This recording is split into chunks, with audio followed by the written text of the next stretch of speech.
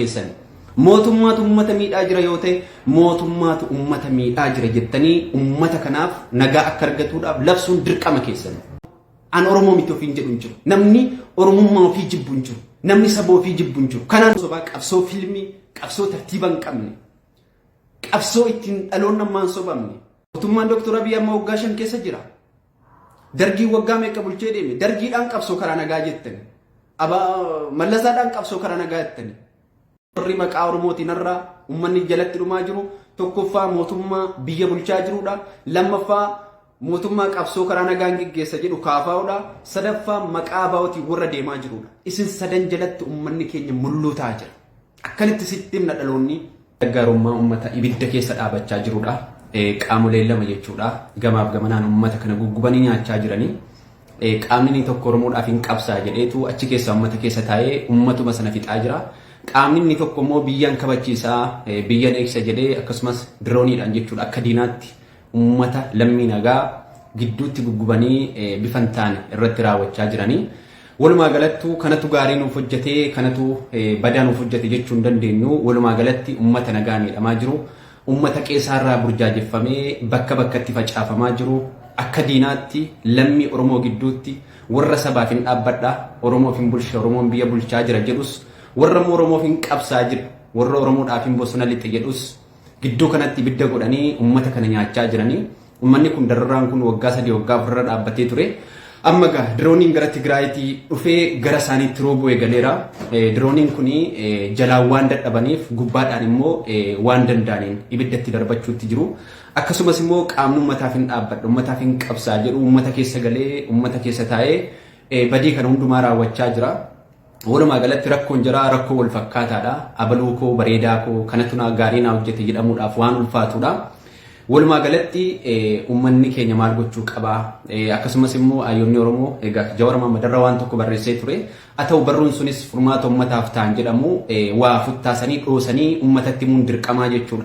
Qaama badii akkasii kan uummata irratti raawwatu gara warra uummataaf hin qabsaa jedhus warra biyya bulchaa jiru jedhus dhoksanii irra dibanii deemuu osoo hin taane uummata kana kan miidhaa jiru buruqsanii miliqsanii uummatatti gabbaasuun barbaachisaadha jechuudha. Lubbuun irra baa jirtu kuni bor deebi'uu hin dandeessu. Bor bakka ittiin deebitu garuu siyaasa jarrarra oofaa jiru kuni bor jijjiiramee illee tokko ta'uu danda'anii yookiin siyaasa sana sirraa dhiisaniitu lubbuun isaanii darbuu danda'a jechuudha. Kana jechuun uummata nagaa fixanii seenaan taane ofirratti galmeessaa seenaan taane ofirratti hojjechuun kuni baay'ee waan nama ajaa'ibudha. Uummanni kun walumaa galatti ibidda keessa jira, dhumaa jira, dirooniidhaan reebamaa jira, gar tokkoon immoo beelaan darramaa jira, rakkoon nageenyaa naannoo sana keessa ni jira. Uummata kana hundumaa akka saba keenya hin taanetti ilaaluun akkasumas immoo maqaa Oromootiin warri uummata bakka buunee deemna uummata kana bor tajaajiluuf deemna jedhanurree afaan irraa qabachuun kun sirrii miti.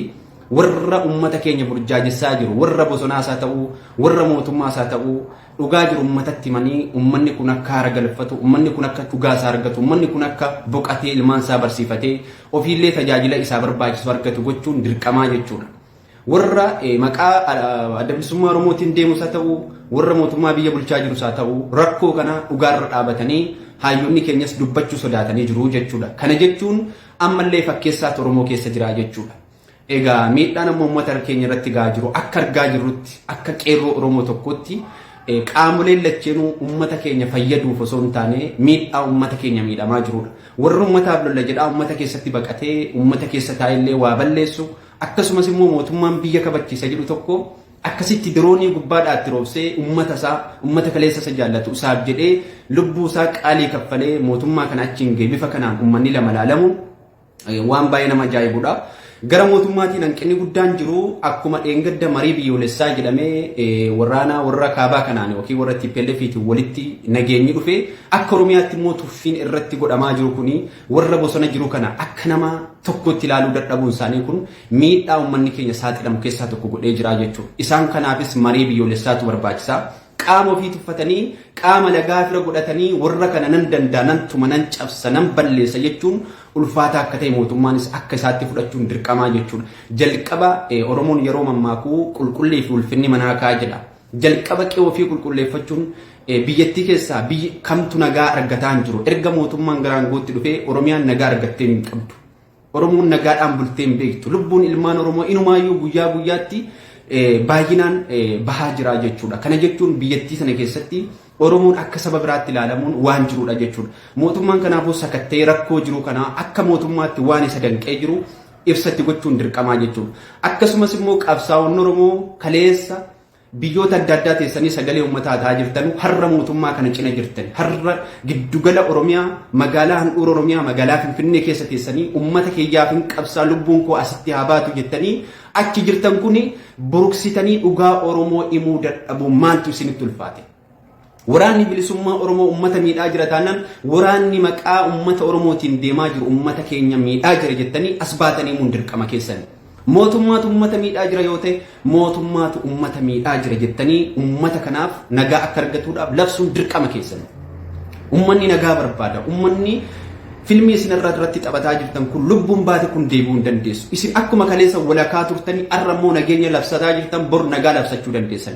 Uummanni nagaa fi uummanni osoo nyaatiin osoo bilisummaa isaan argatiin osoo illee garaatti hin quufin mana isaatti dhumaa jiru kun bor seenaan hunda keessan gaafachuu danda'a.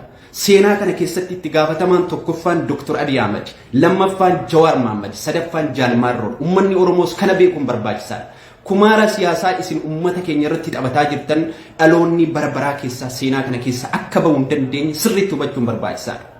Yoo uummata kana hoogganuu hin dandeenye yookiin uummata kana bakka buutanii falmuu hin dandeenye uummata keenya bakka isin waan jirru mootummaan aangoorra jiru isin bulchu jedhaatii nu jalaa dabaa.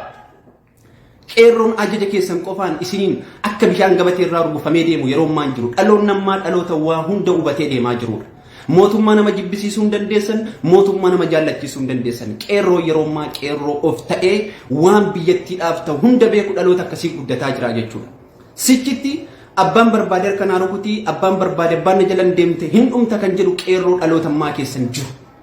Yeroon uummanni ofiin waa murteeffatu yeroo ammaa of ta'ee jira uummanni. Tokkoffaa warri biyya bakka buutanii deemaa jirtan yoo uummata kanaaf dubbachuu hin dandeenye yoo uummata kanaaf furmaata barbaaduu hin dandeenye yoo uummata kanaaf waan tokko kaa'uu hin dandeenye nuti uummata Oromoo har'a booda isiniin deemaa jirru rakkoo keessan isinii furuu dadhabnee jirra isin jalaa dabneerra jedha. Mootummaan akka barbaade uummata keenya godhee yoo danda'e qajeelchee fi yoo dadhabillee akka barbaadetti haa bulchu jechuudha. Carraa naa banaa jedhaa jiraami. Yoo uummata kanaaf immoo hojjechuu barbaaddan dhugaa jiru uummata kanatti gabbaati himaatii rakkoon iddoo kanaaf iddoo kana jira jedhaati nun deema. Akka durii sanatti abbaan barbaade harkanaaf rukutuu inni kun harkanaa rukutuu didee isa kanaaf hin dubbadhu rakkoon isa kana jettanii dhodhoksitanii irra buttanii uummata kana irratti kumaara gidduutti taphattan bara baraan seenaan isin yaadachuudhaaf deema. Dhaloonni amma dhumaa jiru dhaloonni har'a jiru kun akka seenaatti isin kaasuudhaaf deemaa jira jechuudha. Kanaaf namoota nuti maqaa isaanii hooggantoota Oromoo bakka Oromoon bu'ee deemaa jira jettan rakkoo uummata nagaa dhumaa jiru kanaaf furmaata barbaaduudhaaf tokko uummata kanaaf gabbaa dubbadha. Lama uummata kana jalaa deemaa. Dr. Abiy nu haa bulchu yoo ta'e nu bulchee akkaataa bulchiinsa isaa nutti agarsiisu. Yaa jama gubanne mootummaan gara isaatiin nageenyaan kabachiisaa biyyatu miidhamaa jira biyya keessa waraanni lama fayyadu jedhee isin irratti ragaa ba'aa jira. Isin mootummaan kun nu gabroonfataa jira nu gurguraa jira sirna biraan irratti oofaa jirettanii dhaloota gowwoomsitanii uummata irratti filmii taphattanii uummanni nagaan lubbuu isaa bakka hundatti jigaa jira. Bifa kanaan uummata nagaa fixxanii eenyuun bulchuudhaaf deemaa jirtu? Eenyuun hoogganuudhaaf deemaa jirtu? Eenyuuf furmaata barbaaduu deemaa jirtan? Dhugaa jiru gabbaatanii isin Oromoodhaaf dhaabbattanii kaabaa kibba teessanii walqee qudhiistanii hayyoonni Oromoo yeroo kana keessatti uummata kanaaf furmaata barbaadu maaltu isin dadhabsiise? Eenyuun bulchuudhaaf deemtanii eenyuuf dhaabbachuu deemtanii tarsiimoon qabsoo keessanii maali? Dhaloota kanatti ni mina. Tokkoffaa maqaa abaawootiin wanni godhamaa jiru sichi dhaloota ammaa kana keessan fayyadu. Abbooliin keenya gaafa diddaa qonnaan bultoota baale waaqoo guutuu achirraa bara Haile Sillaasee fincila geggeessu kaasee barattoonni 6 kiiloo yuunivarsiitii 6 kiiloo keessatti eenyummaa Oromootiif fonqolcha geggeessanii eenyummaa Oromootiif falmatan qabsoo yeroo sanaa fi qabsoo yeroo ammaa waladda. Yeroo sana biyya keessa teessanii gaaffii akkasii uummata gaafachuu hin dandeessan. Har'a immoo mootummaa cina jirtanii. Mootummaa cina teessanii mootummaan akkana nu godhee sirna biraan irratti ijaaraa jira hin jedhina. Nuti dhaloonni ammaa kun sirni Minilik maal keessa ture? Sirni Haile Sillaasee maal ture? Sirni Dargii maal ture? Sirni mootummaa Dr. Abiy maali jennee addaan baafnee ni beekna. Rakkoon gidduu keessan jiru rakkoo biraati malee rakkoon qabsoon kaleessaa fi qabsoon irraa waladda. Nuti dhaloonni ammaa kun qabsoo kaleessaa qorannee as geenye. kaleessa bara mallasaa biyya namaa teessanii qabsaa turtan har'ammoo giddugalee aadaa oromoo teessanii giddugaleessa finfinnee teessanii ummata kanarratti kumaara taphachuun keessan ummata kanaaf qabsoomna jechuun keessan ummata kanarratti gaagama angasii kana geggeessuun keessan rakkoo guddaadha. Kanaaf isin gara mootummaatiin rakkoo yoo jiraate gabbaatanii mootummaan waan kana gaafannee nurraa dhaabsisuu dide warri bosona jirummoo waan kana gaafatee nurraa dhaabsuu dide ummanni oromoo baraa jedhaati dhaloota barsiisa. Maqaa qabsoo oromootiin nutti hin taphatinaa. Dhaloonni ammaa kun abbaan barbaade sammuu isaatiin fuudhee deemuu miti. Dhaloonni ammaa kun dhaloota of ta'ee deemu. Dhaloota akka keenya osoo hin taane dhaloonni lafaa ol dhufaa jiru immoo dhaloota seenaa isin uummata irratti raawwattan isin dhiisuu miti beekadhaa. Dhaloota akka kaleessaatti uummanni itti daldalamee akka daldalaatti itti taphattanu. Dallaala gidduu kaattanii iddoo sadiitti facaatanii gidduutti akka dallaalaatti uummata kana nyaattanu gonkumaa dhaloonni ol dhufaa jiru immoo isin dhiisuudhaaf hin deemu jechuudha. Uummanni Wallaggaa yaaboo waggaa 4 ibidda keessa jira. Dhalata Wallaggaa taatee irra paayileetii taatee addunyaa irra jirta. Injiinara taatee addunyaa irra jirta. Dooktora taatee addunyaa irra jirta. Rakkoo lammii keetii karaa dhugaadhaan gabbaatee dubbachuuf maaltu si daangesse? Maaliif gara mootummaatiin dhugaan barbaanne? Warri biddeena uummataa kana nyaachaa mootummaa waliin biyya bulchaa jirtan dhaloonni Wallaggaa uummata keessan kanaaf dhaabbachuu dadhabuun keessan maali? Warri mootummaa kana mormitanii mootummaa kana fonqolchina jettanu uummata kana irratti kumaara isin taphataa jirtan kun gonkumaa isin hin dhiisu. Lubbuu uummatni nagaa yaakee akka eenyutti akka ibiddaan dirooniidhaan gubachaa jira. Iddoo tokkotti rashanamaa jira. Mootummaan nu miidhattanii nu sobinaa. Isintu uummata miidhaa jira jechuudha. Isintu uummata kana nyaachaa jira. Isin warra maqaa Oromootiin deddeemtan kanatu uummata keenya akka ibiddatti roobsamu godhaa jirtan. Labsaa jira mootummaan. Kanaaf gatteessanii uummata kana mootummaas gaafattanii gidduutti sirna gadaa Oromoo dhugaadhaan mootummaa fi uummata kana iddoo tokkotti ijaartanii karaa dhugaatiin uummata keessan tajaajilu yookiin uummata kana jalaa dabu. Bara abbooliin keenya gaafa dubbatanu sirni dargii nu miidhee sirna mallasaa nu wayyaa jedhu. Yaa abbaa akkamitti sirna mallasaa nu wayya jettu waan dargiin nu godhen beektu. Sangaa gindoo fi waanjoo duddatti nu baachisee sa'aatii 8 nu qochisiisee ofii isaatii harkaan safaree nuu kennaa ture. Kanaaf har'ammoo mootummaan mallasaa biyyi kun lafti kan qonnaan bultootaati kan abbaa lafaa osoo hin taane kan gabareeti jedhee gabareedhaaf deebisee nagaa jiraachaa jira jedhanii nu mormu dura abbooliin keenya. Akkamitti akkasitti mootummaa kana keenya nuun jettuu jedhaa turre. Har'as gabareen irra jiru sirni mallasaa kalee salmaan koona jalaa fixaa ture. Mootummaan kun deemokiraasii nuu kennee jira jechaa jira. Kana jechuun tajaajilli mootummoota dhufaa jiran kana hunda keessa jijjiiramaadha. Abiitu akkas uummata qalaa jira. Abiitu uummata ajjeesaa jira. Abiitu uummata fixaa jira. Qobaatti harka qaburra isinoo maal raawwachaa jirtan harka lafa jalaatiin. Isin warri dallaala taatanii qaama sadii gidduu deemtanii uummata kana nyaachaa jirtan kun uummata kana maal dalagaa jirtan? Warri uummata kanaafin bilisummaa fida uummata kana bakka bu'ee deemaa jira jettan uummata kanaaf labsi akkamii labsaa jirtan? Abaa'oo yoo balleesse abaa'oo jechuun sirna Oromooti. Maqaa nama tokkoo miti. Maqaa Wallaggaa miti. Maqaa Jimmaa miti. Abbaan barbaadde maqaa abaa'ootiin daldaluu hin dandeessu. Dhaloonni ammaa hundi abaa'oo Oromoo gimbaar sifaa qonee biroo akkuma jedhamu namni eenyummaa saba ofiitiif quuqamu kaminuu Oromummaa ni qaba. Isin sartifikeetti abaa'ummaa namaan kennitan. Gowwoomsaa inni bar irbuu seenii jinnii seenii udduu seenii jettanii nama sobdanu hin jiru. Dhaloonni ammaa kun dhaloota eenyummaa ofiitiin sharafamuu miti jechuudha. Abaa'ummaan namni eenyummaa Oromoo an Oromoo miti ofiin jedhu hin jiru. Namni Oromummaa ofii jibbu hin jiru. Namni saba ofii jibbu hin jiru. Kanaan nu gowwoomsinaa. Dhaabbattan saba ofiitii seeraan dhaabbadhaa. Warri mootummaan biyya bulchaa jirtan kunis maqaa badhaadhina, maqaa ida'amuu, maqaa jaalala, maqaa deemokiraasiitiin uummata keenya gugubuu dhiisaa. Dhugaa jiru gabbaatii uummatatti himaa. Yoo dandeessan dirreetti wal fudhaati deemaa wal fixaa. Uummata keenya nagaa garuu ibiddaan hin gaagayinaa. Uummanni keenya ibiddaan gaagamaa jira. Kanaaf qabsoo isin geggeessaa jirtan kun dhaloota hunda harkaa badee jira. Dhaloonni ammaa kun immoo garuu akka seenaatti isin galmeeffataa jira. Seenaa isin hojjechaa jirtan gaagama isin uummata keessan gochaa jirtan anatu si caalaadhaan warri isin walirratti hojjechaa jirtan kuni Oromummaadhaaf osoo hin taane dhaloota anas si caalaa fi anas si caalaadha keessan kun. Qabsoonni keessanii wanta akka qabsoo sirrii miti jechuudha. Qabsoo abbooliin keenya geggeessee shiftaa jedhamee bosonatti fixamaa tures hin beekna. Bara mallasaa keessa qaqqabanneerra. Dargii keessas dargiin gaaffii Oromoo nama gaafate akkaataan itti fannisaa ture abboolii keenya irraa dhagaas geenye. Haile Sillaaseenis amantiidhaaf eenyummaa Oromootiin akkaataa itti nu cabse abboolii keenya irraa dhagaa turre. Minilikis andi maanot, andi ቋንቋ, andi berinaa, andi baandiraa jedhee namni tokko amantii tokko eenyummaa tokko malee alaabaa baandiraa uffannaa tokko malee biyya tokko keessa jiraachuu hin qabu eenyummaan Oromoo uummata keenya irratti godhaa ture dhagaa turre. Mootummaan Abiyyi irra akkasiidhaan jiru nun sobinaa. Oromoon gadaa isaatiin boonee jira. Irreecha akkatti ni irreeffatanii beekna. Gaaffii akkanitti gaafataa jiru hin beekna. Gaagama isin natu si caalaadhaaf, anatu si caalaadhaaf uummata irratti filmii taphachaa jirtan malee rakkoon mootummaa qofas miti. Rakkoon hunda keessa mataa keessan jechuudha. Isintu seenaa keessatti gaafatamuudhaaf ta'a jira.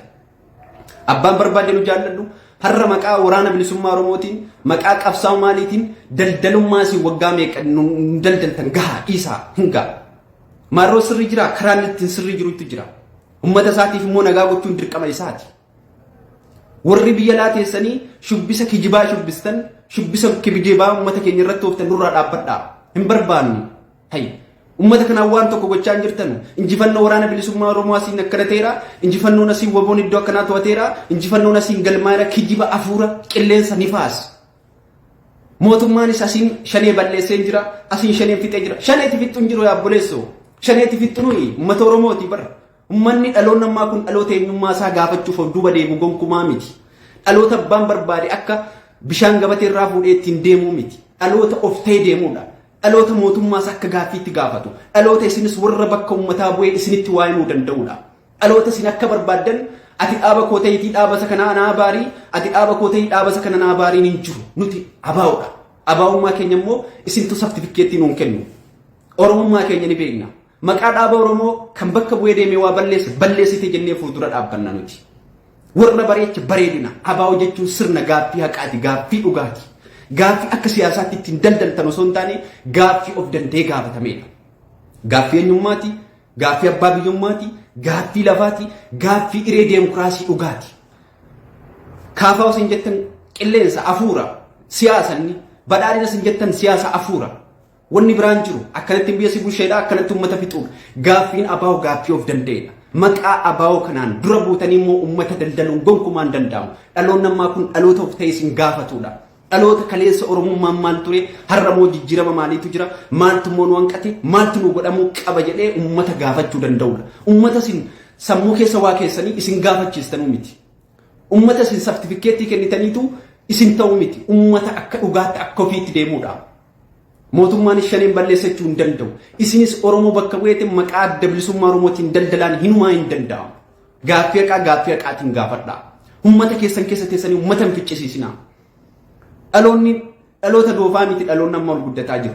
Dhaloonni nuyi gadi immoo guddataa jiru. Dhaloota eenyummaa isaa beekuudha. Dhaloota tokkoon seenaa kana isin gaafachuudhaaf deemaa jirudha. Kanaaf gubaan uummata sanaa si gubuu qaba. Yoo na jibbite uummata sana jibbuu hin qabdu. Yoo mootummaa jibbite uummata sana jibbuu hin qabdu. Yoo abaa'oo jibbite uummata sana jibbuu hin qabdu. Uummata nagaatu manatti akka foonii waadamee nyaachamaa jira. Uummata nagaatti gabbee ol galuu dadhabaa jira.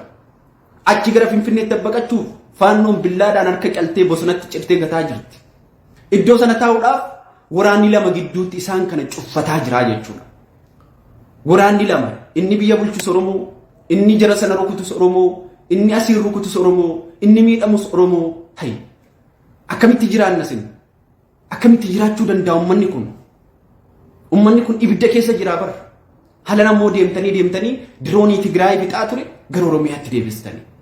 Kanaaf wanni nu sin gaafannu ayyota Oromootiif. Tokkoon uummata Oromoo bakka simbuu dadhabneerra jedhaatii mootummaa jedhaa nuuf dabaa isinitti manneerra. Mootummaan akka fedhan nu haa bulchu, nu haa fixus, nu haa rashenus dhaloonni nafee dhaloota eenyummaa isaa gaafatu haa ta'u jalaa dabaa. Jalaa dabaa mootummaa kana jalaa. Tokkoon dhugaa jiru immoo gabbaati uummatatti maatii mootummaan iddoo akkanaatti rakkoo nurratti geessee jira. Warri maqaa Oromootiin deeman iddoo akkanaatti rakkoo kana raawwataa jira jedhaatii uummata hubachiisa. Uummata gidduutti kumaara hin taphatina. Waa lama nuuf eeyyamaa. Har'a mootummaan jaallannu jibbinus mootummaa uummataan bakka qabate jedhamee mootummaa sabaaf sablammii bulchaa jiru jedhamee achi jira. Oromiyaan gaaffii of danda'e qabdi. Namichi janfalli maqaa mootummaa Oromiyaatiin deemu duudaan waan takka hin beekne kan silaa Oromoodhaaf waan tokko gochuu danda'u maqaa Shimallis Abdiisaa jedhamu kumoof doba deebisiin har'a uummata sana nagaa fixaa jira jechuudha. Wanni nuti abiyyi harka qabnu jiru ajamaa. Oromiyaan mootummaa of danda'e qabdi. Akka Oromiyaatti mootummaan naannoo Oromiyaa uummata isaa kabachiisuu ni danda'a. Hay gaafa godinni Jimmaa nagaa taatu Arsiin miidhamu mootummaa bulchiinsa magaalaa Jimmaatti gaafatama. Maaliif naannoo sana kan to'atee jiru isa waan ta'eef. Gaafa Arsiin miidhamee Harargeen nagaa ta'u kan itti gaafatamu Harargee kan bulchaa jiru sanaadha. Har'as mootummaan kun akka federaalaatti uummata bulchaa jira. akka Oromiyaatti immoo mootummaan naannoo Oromiyaa maal eegaa jira janfalli maaliif irraan dubbannees maalumaaf abiyyi jenname janfalli maal hojjechaa jira mootummaa ummata naannoo isaa kabachiisuudhaaf nagaa naannoo isaa eegsisuudhaaf ummata isaa nagaa gochuudhaaf kan sabboonummaa kijibaa sabboonummaa akka dhufuusaa hin xiroomne nurgoomne nutti faarsu halkanii guyyaa har'a maal eegaa jira ummata isaa kana kabachiisuudhaaf isinisoo ayyonni naannoo sana keessaa dhalattanii har'a Wallaggi biyya beekumsaati biyya paayiloonni hedduun irraa burqan biyya injiinarri hedduun irraa burqan biyya barsiisonni hedduun irraa burqan biyya doktoroonni hedduun irraa burqan biyya addunyaa kamirra jirtan gaaffii ummata keessanii gaaffii saba keessanii dhugaadhaan gaafachaa jirtu ofii keessanii hamburgerii cuffataa ilmaan keessanii yuunivarsiitii adda addaatti raawwataa barsiifataa jireenya gaarii jiraachisaa ummata kootiin qabsaa'atanii yaacoo yaacaatanii filmii ummata keessanii irratti dalagidanii ummanni keessan qixxaa nyaatu dhabee iddoo argatti dhumaa jira filmii akkasii nurraa dhiisaa ilmaan kee yuunivarsiitii Ameerikaatti barsiifatta Jarmaniitti barsiifatta Faransaaytti barsiifatta iddoo adda addaatti barsiifatta garuu gatteessee ummata kootii jettee guyyaa 2-3 yaacaatee mootummaaf ummata walitti dirtee biraa ol galtati galtee ofii keetii diimina cuffataatu ummataaf hin qabsaatte qabsoo sobaa qabsoo filmii qabsoo tartiiba hin qabne qabsoo ittiin dhaloon namaan sobamne la waa'ee Oromootiin sobuu yaadinaas jetti Oromoon kaleessa maal barbaadaa isinirraan baratu sichi dhaloota eenyummaa isaa beeku dhaloota abbaan barbaade sammuu isaa saayikooloojii isaa kana fuudhee ittiin deemuu miti dhaloon namaa kun dhaloota of ta'ee mootummaan sirrii hojjennaan mootummaan sirrii jirte jedhee itti himuu danda'udha mootummaan sirrii hin jiru jennaan sirrii hin jiru jedhee namatti himudha nama isin ittiin daldaltanuu miti abaa'ummaa namni nama tokko kennee hin jiru abaa'ummaa eenyummaa Oromoo taatee haqa kee namni hin gaafanne namni haqa ofii hin gaafanne hin jiru kanaaf daldala maqaa qabsootiin dhaabuu qabdan warri biyya laas ummata keessan nagaa gaafadhaa tarsiimoo manni keessan nagaatti godhachuu danda'u ummatatti labsaa warri biyya keessa teessanii irra mootummaa wajjin qabsoo karaa nagaa geggeessina jettanullee qabsoon keessan dargii irraa kaasee nagaa keessan hin argine amma kaafaa jedhamu an dargii irraa kaasee dhage bara dargii irraa kaasee hanga wonaa mootummaata meeqa keessa darbee jira qabsoo karaa nagaa qabsoo karaa nagaa qabsoo karaa nagaa qabsoo karaa nagaa qabsoo karaa dhamaarra jirtanii isin dhamaatanii jirtanii qabsoo karaa nagaa yoo ta'e mootummaan si cina jiraan gaafattu yoo abaa'uun balleessaa jiraatu balleessee jira ummanni ofirraa balleessaa jedha hay qabsoo karaa nagaa si waggaa 80 nutti geggeessitan maali qabsoon nagaa karaa nagaa waggaa 5 caalu yuun qabu bar yoo nagaan hin jirre mootummaan sirrii hin jiru jedha gannutti labsaa hay Mallasaa waggaa 30 biyya bulchee deeme mootummaan Dr. Abiy amma waggaa 5 keessa jira dargii waggaa meeqa bulchee deeme dargiidhaan qabsoo karaa nagaa jettan Mallasaadhaan qabsoo karaa nagaa jettani hay mootummaa Dr. Abiyin qabsoo karaa nagaa jettani qabsoo karaa nagaa irra moosh Mallasaan biyyaa sin arya sinidhaa ture Dr. Abiy bakkee taasiniin jedhee jira qabsoo karaa nagaa sana uummatatti himsatanii fidaati mootummaatti maa mootummaa karoo qabsoo karaa nagaa barbaadna tarsiimoon qabsoo keenya kana uummanni keenya nagaa argachuu qaba jedha uummanni miliyoonni 60 bar kan isin caala barate ayyuu isin caalaa qaba karaa ittiin ol baatu dhabde ayyuun Oromoo ijoollee meeqa yuunivarsiitii meeqa keessaa bobaate kan dhaloota jijjiiruu dandeessu kan sammuu namaa jijjiiruu dandeessu carraarra ol isin baase kanatti fayyadamaati qabsoo karaa nagaa kana uummatatti maa nutti maa qabsoon karaa nagaa karaa kamiin geggeessuu dandeenya hay qabsoo karaa balaatti jirtan isin bar warri Oromoo irra bakka buutanii deemaa jirtan badaa ummata keessanitti isin ibidda gannaqaa jirtan kun qabsoo karaa balaatti malee qabsoon karaa nagaan jiru hay qabsoon karaa nagaa argaan jiru warri dhanne ummataa bulla jettanullee dhaabaa hin barbaachisu Oromoo kana mootummaa sirna milinikii no sirni milinikii sirni Dr. Abiy iddumatti wal fakkaatu hin qabu kijiba akkasii nurraa dhiisaa dhaloota isin sobdanuu miti dhaloota waalaalaa jirudha addunyaa teknooloojii argaa jirra Miliniki Oromoon eenyummaa isaatiin kabajamuu jedhan jiru. Mootummaan uummanni Oromoo irreecha nagaadhaan Finfinneetti waggaa 4 isinii kabajee jira. Eessa sirna Miliniki isinii fakkaata ree? Aadaan Oromoo miidhagaan addunyaa fedha irratti akka keewwatamu ajajee jira.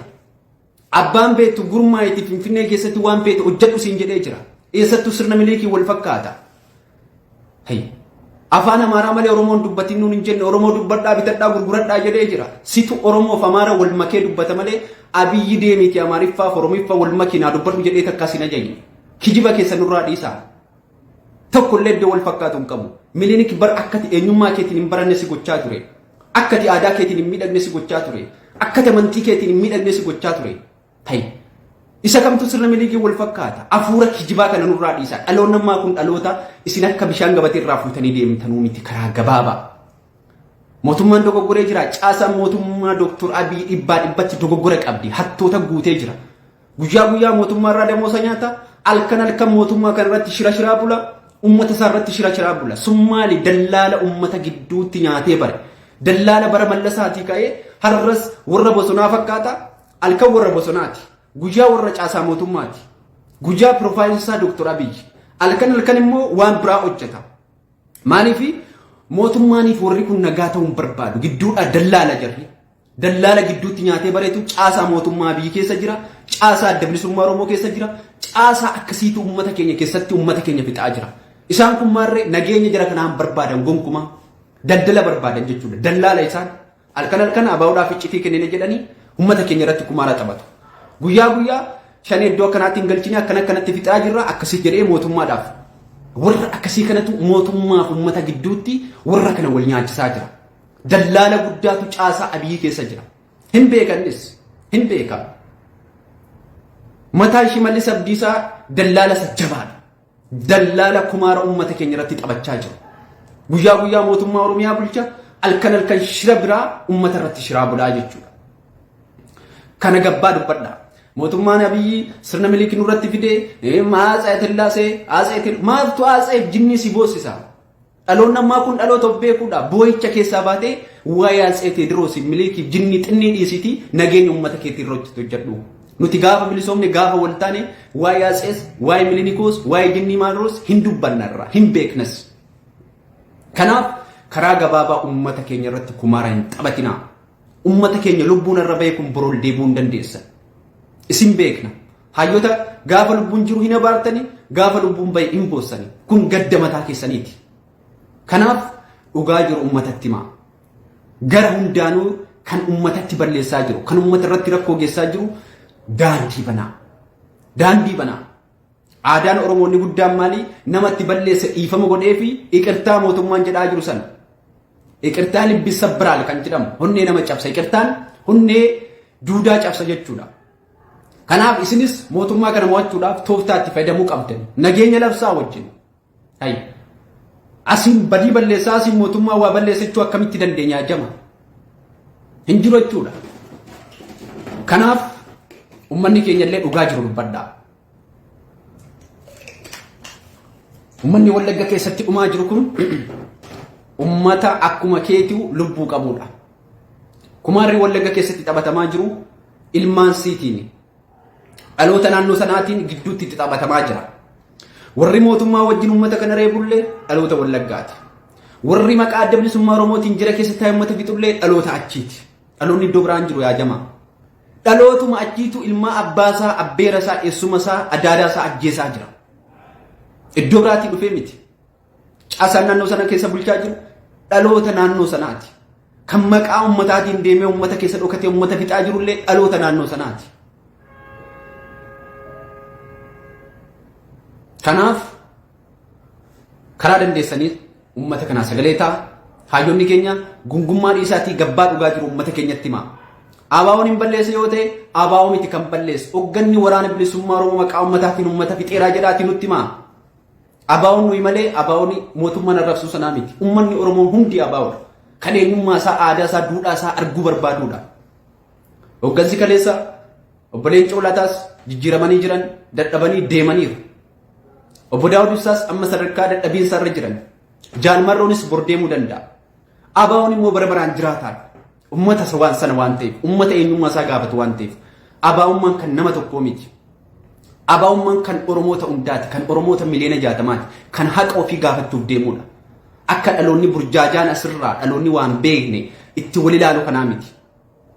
Oromoon eenyummaa isaa gaafatu, Oromoon duudhaa isaa beeku, Oromoon aadaa isaa beeku, Oromoon sirna Oromummaa isaa beeku kaminuu akka diinaatti abaawoo jedhamee yaamamaa ture. Shiftaa jedhameera, shanee jedhameera, hattuu jedhamee jira, gantuu jedhamee jira, hinumaa hin taane. Bara Mallasaa keessa shiftaa bosonatti fixaa.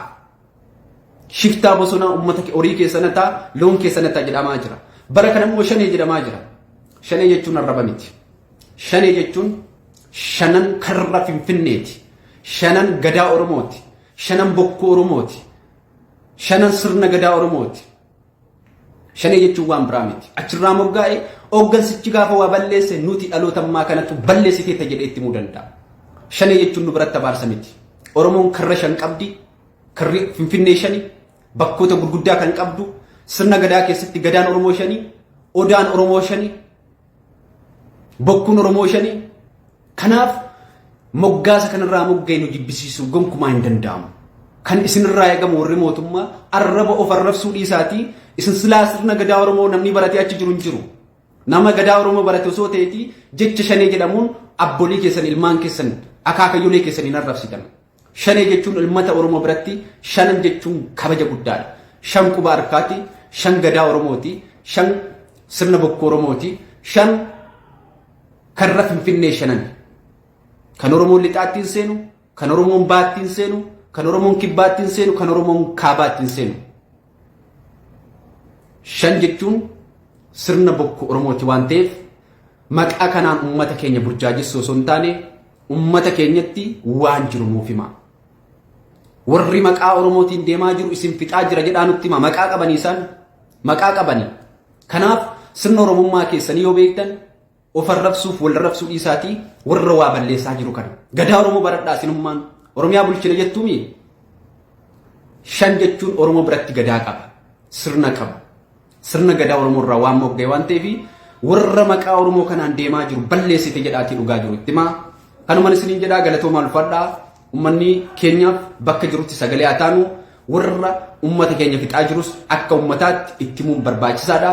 Hayyoonni oromoo ammas irra deebinee akka dhaloota qeerroo ammaatti dhaamsa sunii dhaamnu ummata keessan bakka buutanii deemaa jirtan, ummata keessan bilisummaa agarsiisne jettanii deemaa jirtan. Warri maqaa oromootiin irraa ummanni jalatti dhumaa jiru tokkoffaa mootummaa biyya bulchaa jirudha. Lammaffaa mootummaa qabsoo karaa nagaan geggeessa jedhu kaafaa'udha. Sadaffaa maqaa baa'otii warra deemaa jirudha. Isin sadan jalatti ummanni keenya mul'uutaa jira. Akkanitti sitti himna dhaloonni irra dubaa tokko hin qabu jechuudha. Kanaaf qajeelchama jiru, qajeelchama dhugaa ummata keessaniif fidaa. Mootummaanis dhugaa iddootti qabu qaba. Isiniin dhugaa iddootti qabdan qabdu. Dhugaa kana immoo gattaa mari'adhaa. Dhugaa kana dhaloonnis isiniin beeka. Waantu bosona isin galchee isiniin beekna. Mootummaa maaltu ummata rukuchiisaa jira isa jedhus dhugaa mootummaas ni beekna. Warri kaafaa hojjettanus dhugaa keessan ni beekna. Dhugaa keessan kana akka dhalootaatti kan nuti dhugaa isin deeggaru gaafa isin gabbaatanii waan gaarii uummataa fiddan. Mana keessa teessanii Abiyyii akkas nu godhee, caasaa mootummaa takka nu godhee, caasaa Minilik takka nu godhee, caasaa mootummaa Minilik deebisuu takka godhee hafuura akkasii kana nurraa dhiisa. Mootummaa biyya bulchaa jiruu fi mootummaa Minilik wanni wal fakkeessu tokko illee hin jiru. Kan uummata kanatti filmii taphachaa jiru hunda keessanii, hundi keessanuu keessaan baatan.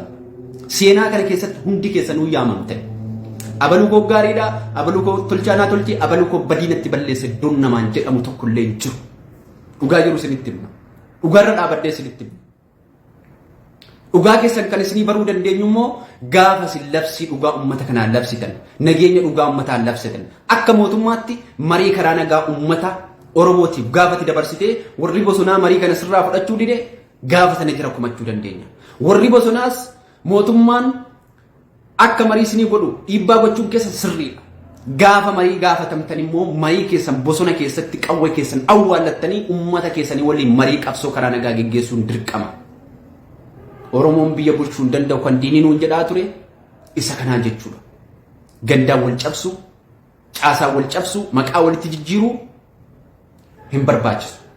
Kanaaf ajatus jallatus mootummaan Dr. Abiy Oromiyaa ijaaruun barbaadu. Dhugaa jiruun isinitti hima. Inni maal barbaada? Sabaaf sablammii iddoo tokkotti ijaaree Itoophiyaa jedhamtu ijaaruu barbaada. Yaa qabsoon isaa sirrii ta'uu danda'a. Itoophiyaa ijaaruun immoo Minilikiin ijaaruu miti. Kanaan nu sobinaa. Ummata waltee ummata tokko ta'ee iddoo tokkotti sabaaf sablammii walqixxummaadhaan fuudhee deemuu barbaada. Kanaami isin immoo warri ummataaf quuqamtanuu as siqaatii lakki kan ummataan nu caala jedhaatii waan gaarii fudhaan uf kottaa.